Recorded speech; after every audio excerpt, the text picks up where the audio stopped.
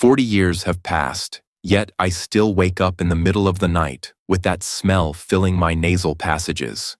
It isn't the aroma of morning coffee in Cleveland, nor the scent of fresh-cut grass from a manicured lawn. It is a mixture of high-octane diesel, moldy bunks, damp metal, and the sour sweat of 80 men breathing together in a confined space for weeks on end. And of course, there is a smell that is harder to describe, the scent of fermenting fear.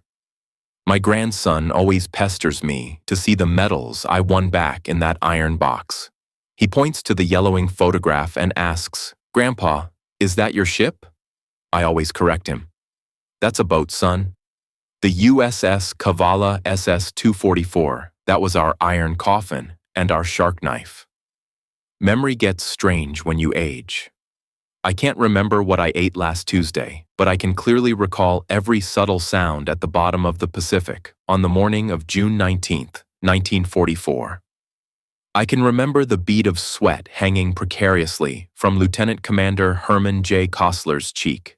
I remember the sonarman's eyes, bloodshot from sheer tension, and more than anything, I remember the thundering of my own heart against my ribs, louder even than the depth charges outside. Many people know what happened that day. The history books call it the Marianas Turkey Shoot, a glorious moment for U.S. naval aviation. The books might mention, in a passing line, the U.S. submarine, USS Cavalla, sank the Japanese aircraft carrier Shōkaku. One line of text, that's it. But behind that line lies 3 hours of hovering at Hell's Gate and a frantic moment where we gambled with our lives. Today, I want to tell the story behind that line of text.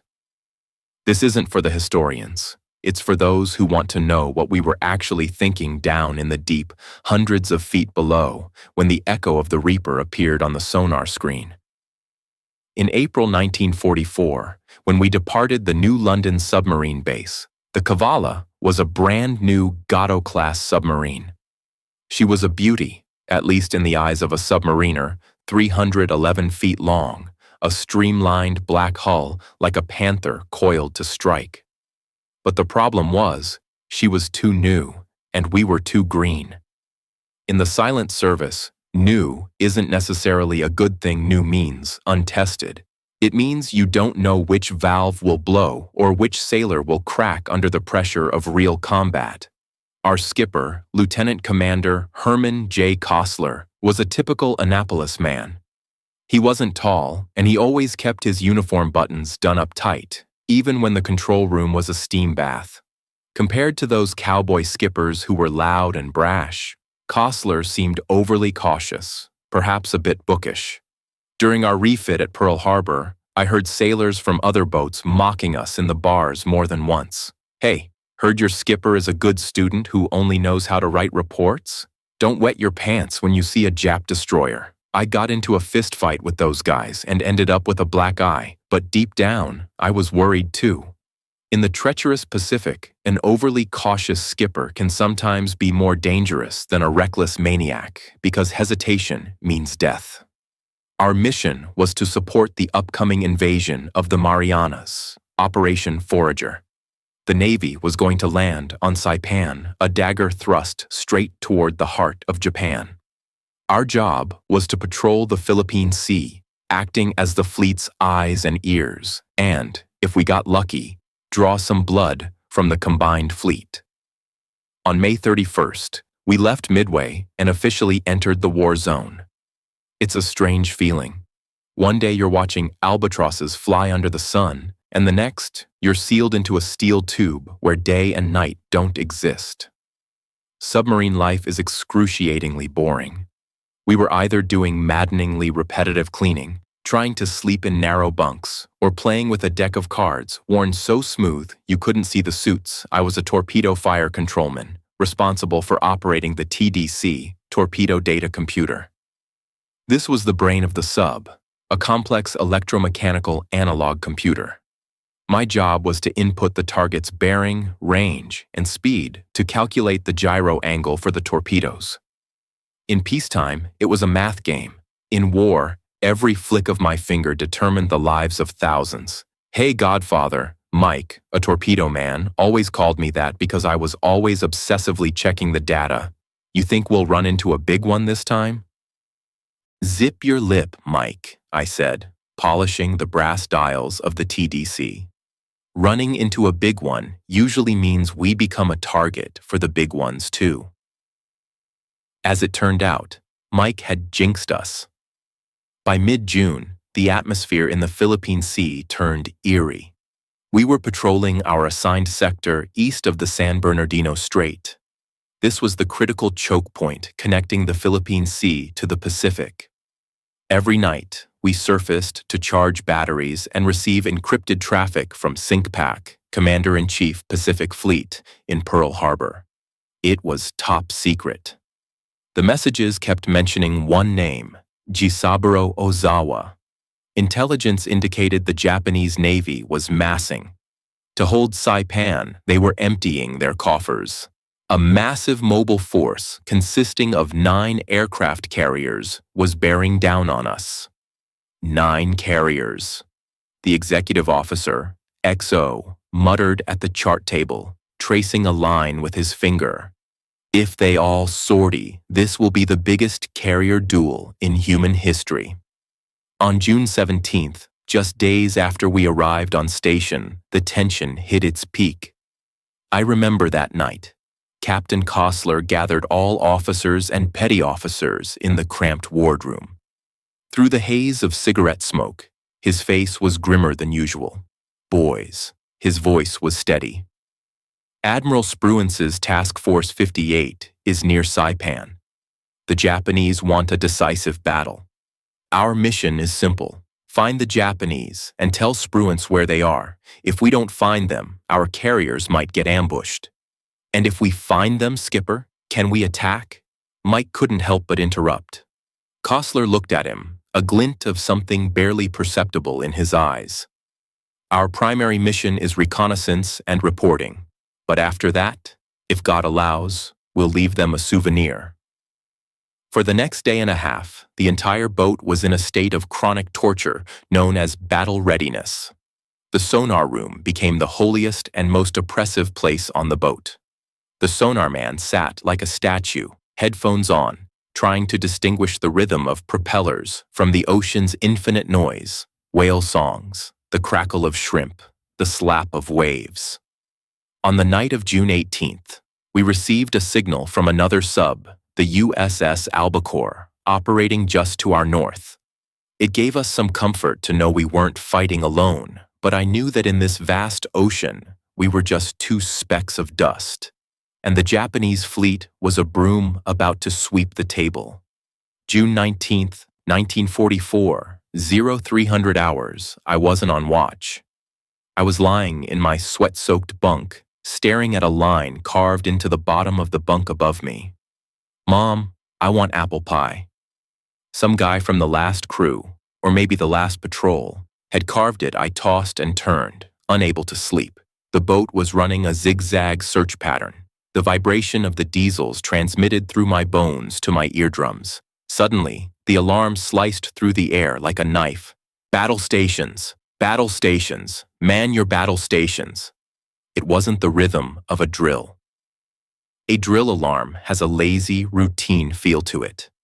This was urgent, shrill, carrying a hysterical sense of immediacy. I leaped from my bunk, not even bothering to put on shoes, and sprinted barefoot toward the control room.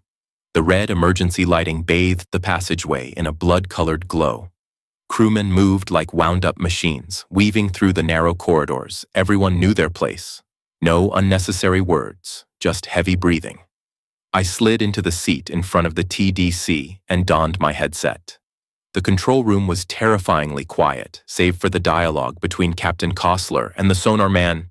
"Report contact," Kossler said. "Many contacts, Skipper, bearing 280. Distant but strong signals." The sonar man's voice trembled. "This isn't 1 or 2 ships. It sounds like a whole city moving." Kossler grabbed the handles of the periscope. "Depth 60 feet. I need a look." It was the darkness before dawn. Visibility on the surface was poor, but for a submarine, that was both cover and an obstacle. Raise radar mast. The radar operator stared at the green phosphor screen of the SJ surface search radar, high tech for the time. Jesus. The operator gasped. Skipper, the screen is lit up, blips everywhere. It looks like a blizzard. Kossler leaned over to look at the radar scope. In that moment, I saw the muscles in his jaw tighten. That's Ozawa's main body, he whispered, his tone a mix of dread and excitement. We found them. This is the moment every submarine commander dreams of, and the moment that tests their humanity the most. Before Kossler lay the first mobile fleet of the Imperial Japanese Navy, those steel monsters that had rampaged across the Pacific and brought disaster to Pearl Harbor were now within the sweep of our radar, but we faced a massive tactical dilemma. Rule 1. A submarine is a lonely assassin. See the enemy, submerge, approach, attack. That is instinct. Rule 2. A submarine is a scout for the fleet. Admiral Spruance's 15 carriers and 900 planes were waiting for this moment. They needed coordinates. If we submerged to attack now, the violent maneuvering and the inevitable depth charge counterattack would keep us down for hours. We wouldn't be able to transmit via radio. If Spruance missed his chance because of our greed for glory, or worse, got hit first, then even if we sank 10 ships, we would have lost the war. If we didn't attack, this massive fleet, moving at 25 knots, might slip right over us and vanish. Time ticked by. Every second of hesitation increased the chance of being spotted by the Japanese Vanguard destroyers. Kossler turned and looked at us. The air in the control room had solidified. The XO, the navigator, and me, we were all staring at him. We're going to transmit, Kossler said, his voice cutting like steel. No one spoke, but I let out a breath of relief internally, mixed with a pang of regret. Comms, prepare an encrypted message. Advise Pearl and Task Force 58. Enemy main body located, coordinates. Kossler recited the numbers. Stay on the surface until receipt is acknowledged. We were playing with fire. We were right on the edge of the Japanese fleet. If a Japanese patrol plane flew over, or a destroyer veered off course, we were sitting ducks. From the radio shack came the tap, tap, tap of the transmitter. In the silence of the boat, it sounded piercingly loud. I could almost see the radio waves piercing the atmosphere, flying toward the distant flagship. 1 minute, 2 minutes. Message sent. Receipt acknowledged, the radio man shouted. Just then, the radar operator screamed, Contact! High-speed approach! Possible destroyer! Bearing 0-9-0! Range 4,000 yards! Had the Japanese spotted us? Or was it just their routine anti-submarine patrol? Dive! Emergency dive! Make depth 100 feet! Kossler roared. The diving alarm klaxon blared. The Cavalla pitched forward violently, the bow digging into the water. The roar of the sea rushing over the deck thundered above us. We sank into the dark like a stone. Are we going to hide, Skipper? The XO asked Kossler, straightened his collar, his eyes sharpening like a hawk's. In that moment, the cautious academy officer vanished, replaced by a cold-blooded hunter. No, he said. Mission 1 is complete. Now executing Mission 2. Since we're already in their house, let's go knock on the door. He looked at me, and I will never forget that look. Harrison, warm up the torpedoes. We're going hunting for an aircraft carrier. June 19, 1944, approximately 1100 hours. We had been lurking underwater for hours, carefully threading our way near the path of the Japanese fleet. The sonar was filled with noise, the sound of countless propellers churning the water, a grand symphony, a symphony of death.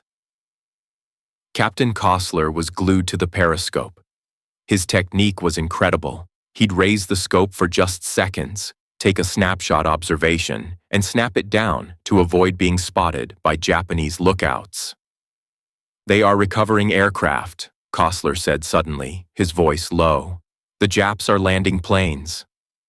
This was critical intelligence. Recovering planes meant the carrier had to steam into the wind, and its speed had to remain steady. It couldn't make violent, evasive maneuvers. For a submarine, this was God serving dinner right onto our table. "I see it," Kossler murmured to himself. "A big one. Very big. Maybe Shōkaku class. There's another one. Maybe Taiho." My palms were sweating so much the TDC dials were slippery. I wiped my hands frantically on my dungarees. "Bearing?" I asked. 060. "Range?" "My God, they are coming right at us." Lady Luck was playing a joke on us. We thought we'd have to chase them down, but the Japanese fleet, turning into the wind to recover fighters, had adjusted course and charged straight into Cavalla's firing sector. "Stand by for battle." Kossler's voice rang through the boat. "Target, aircraft carrier, tubes 1 through 6, stand by."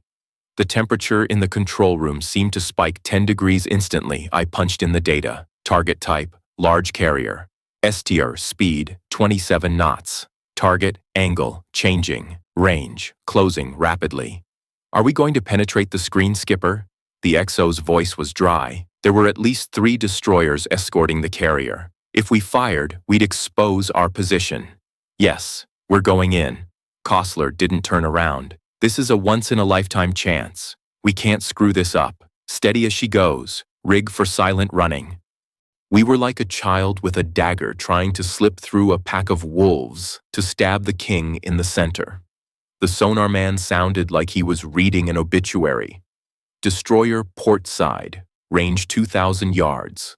Destroyer starboard side, range 1,500 yards. Skipper, we are passing through their screen." I felt like the entire crew had stopped breathing. If just one destroyer's sonar swept us, we were done.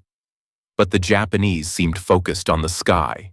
Their planes were landing. All attention was on the flight deck. They never dreamed that death was lurking less than 60 feet beneath their keels. "Up periscope," Kossler observed again. This time, he looked a fraction of a second longer, identified as Shōkaku. There was a touch of awe in his voice. "It's a massive beast. Flight deck full of planes, right in front of us. Range, 1,200 yards. Too close. According to the manual, this was under the minimum arming distance. At this range, the torpedoes might hit before they had time to arm themselves. If they didn't explode, we'd just be banging a few metal tubes against the hull of a 30,000-ton giant. Do we need to open the distance?" "No time," Kossler roared. "Open outer doors. Final bearing check."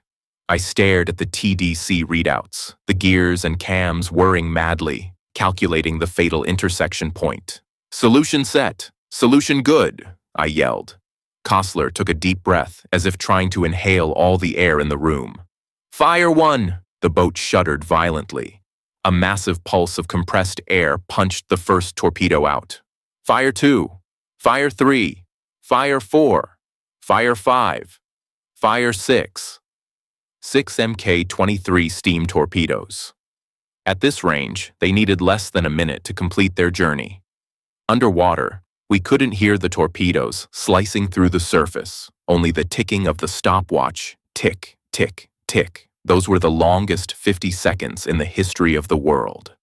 I watched the sonar man. His eyes were closed, his lips moving slightly. Suddenly, he ripped his headphones off, as if he'd been electrocuted. Boom! The first explosion arrived. Even through the seawater, the sound hit the hull like a sledgehammer, shaking the Cavalla violently. Boom! Boom! Then the second and the third. "Hits! Target hit!" the sonar man screamed, his voice a mix of ecstasy and terror. "That's the sound of tearing metal. Hear that? That's boilers exploding." Through the periscope, as the captain told us later, he saw a spectacular sight. 3 torpedoes had slammed into Shōkaku's starboard side. Flames instantly engulfed the flight deck. Planes that were fueling and arming were detonated. That once invincible giant was now a paper lantern set on fire. A brief cheer erupted in the control room. Mike even jumped up to high-five me. But I saw Captain Kossler's face hadn't relaxed. It had gone pale. He slammed the periscope handles up. "Take her deep. Fast. All non-essential personnel. Hit the deck. Silence. Absolute silence." The cheering cut off instantly because we all heard it. It wasn't the sound of torpedoes exploding. It was the angry, high-pitched whine of high-speed propellers. That was the Japanese destroyer Urikaze. She was right on top of us, and she was pissed. The hunt was over. Now we were the prey. If you haven't been in a submarine, you can never understand what sound truly is. On land, sound travels through air. You can cover your ears to hide. But underwater, sound travels through the medium of water, hammering directly against the hull, traveling up the steel ribs, through the deck plates, into the soles of your feet, and up your spine to the back of your skull. You can't hide. You are a flea inside a giant steel drum. "Depth charges, directly overhead," the sonar man shrieked. In that instant, time seemed to stretch. I saw everyone in the control room instinctively hunch their shoulders, as if that could ward off the coming blow. Captain Kossler's hand gripped the periscope stanchion, knuckles white. Clang! The first depth charge exploded.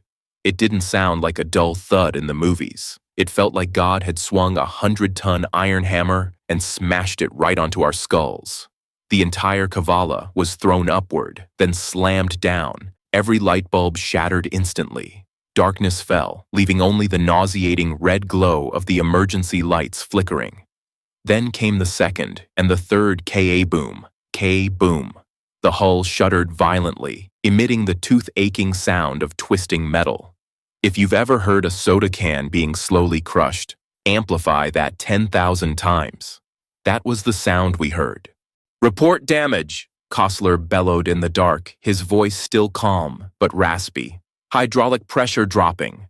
Aft torpedo room reports minor flooding, plugging it now. Motor room reports main bearing overheating."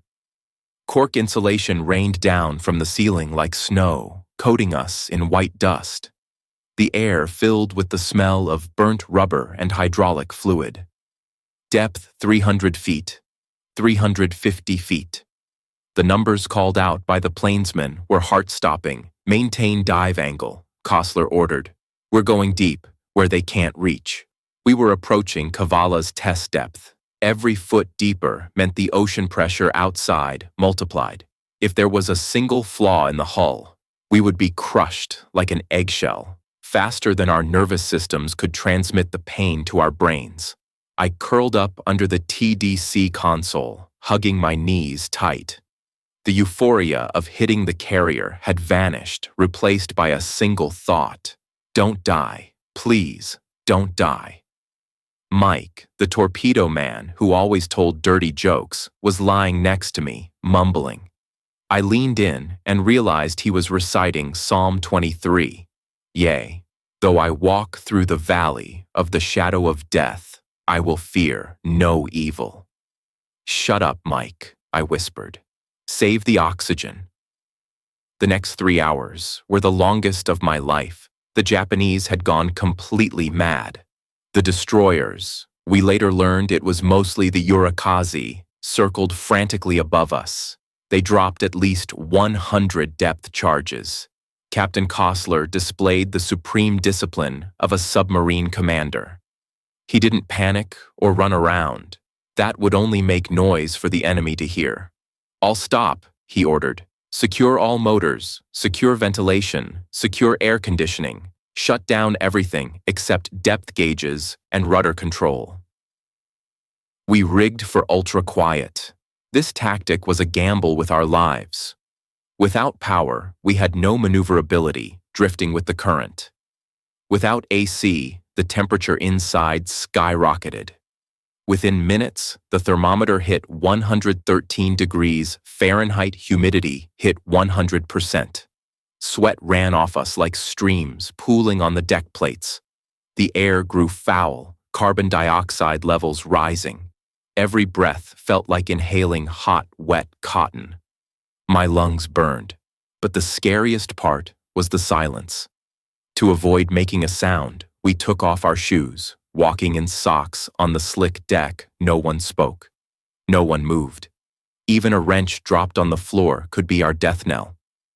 I sat there, watching the dust motes dance in the red emergency light, counting my own heartbeat. Thump, thump, thump.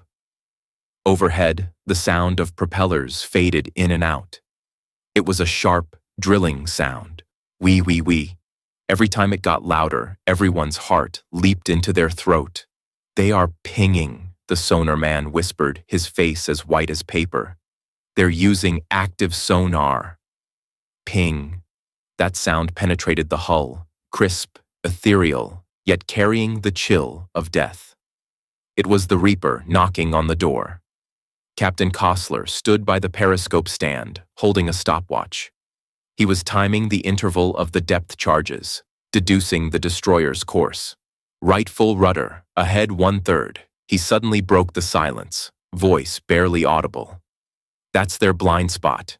We're going under the thermocline." The thermocline is a layer of water where the temperature changes drastically. It reflects sonar waves like a mirror.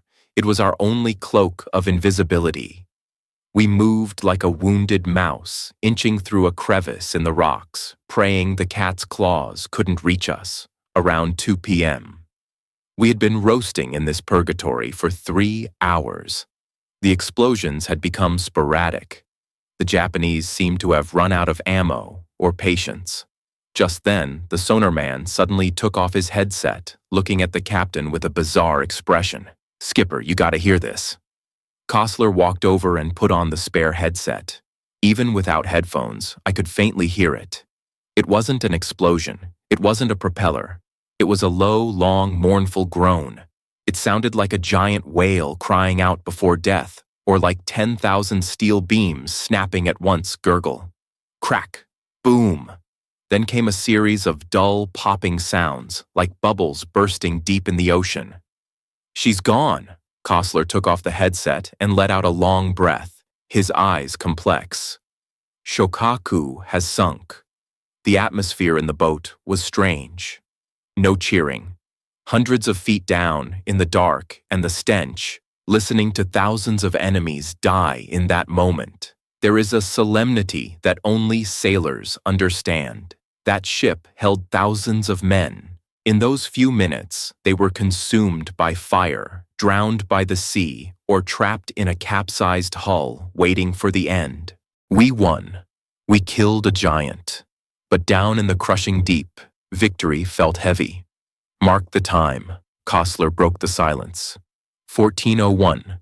Target sinking confirmed. It wasn't until nightfall that the Japanese destroyers finally cleared the area. Prepare to surface. That sentence was sweeter than a choir of angels. Compressed air rushed into the main ballast tanks with a delightful hiss. The Cavalla rose lightly. Depth 50 feet, periscope depth. Kossler raised the scope and swept the horizon. Clear, dark as ink, perfect. Surface, surface.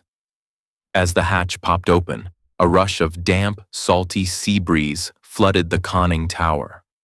To a normal person, it was just wind. To us, who had been sealed in a pressure cooker for hours breathing stench and CO2, it was the sweetest air in the world. We gulped it down greedily. Some men even coughed until they cried. I climbed up to the bridge. Outside was the boundless Pacific, overhead a canopy of brilliant stars. The San Bernardino Strait was still choppy, but to my eyes, it was paradise. Far off on the horizon, we could still see scattered debris and oil slicks shimmering eerily in the moonlight, the last traces of the Shōkaku. The comms officer tapped out the message we'd drafted hours ago. Mission accomplished. Confirmed sinking of Shōkaku-class carrier, sustained depth charge attack, minor damage, crew safe. Hours later, we got a reply. Just a few words, but enough to make us go wild. Well done, welcome home. That night, the galley broke protocol and brewed a pot of real coffee and opened a few cans of Spam. If you ask me what the best meal of my life was, I'll tell you, it was that Spam seasoned with the smell of diesel oil and sweat. We returned to the supply base near Saipan and later transferred back to Pearl Harbor. When we pulled into port with a broom tied to the periscope, symbolizing a clean sweep of the enemy, the pier was packed. The Navy band was playing, and there were even girls in hula skirts. For that patrol, the Cavalla received the Presidential Unit Citation. Captain Kossler was awarded the Navy Cross. I got a medal too, though I never wore it on my chest to show off. After the war, I mustered out and went back to Ohio, taking over my father's hardware store. I got married, had kids, and lived a quiet life. But I never forgot that day. Years later, I looked up the records and realized that sinking the Shōkaku wasn't just a tactical victory, it was the sound of the Imperial Japanese Navy's spine snapping. In that Marianas Turkey shoot, Japan lost 3 carriers. Taiho was sunk by the albacore, Hiyo by aircraft, and hundreds of planes the combined fleet never recovered. Sometimes I think about that afternoon.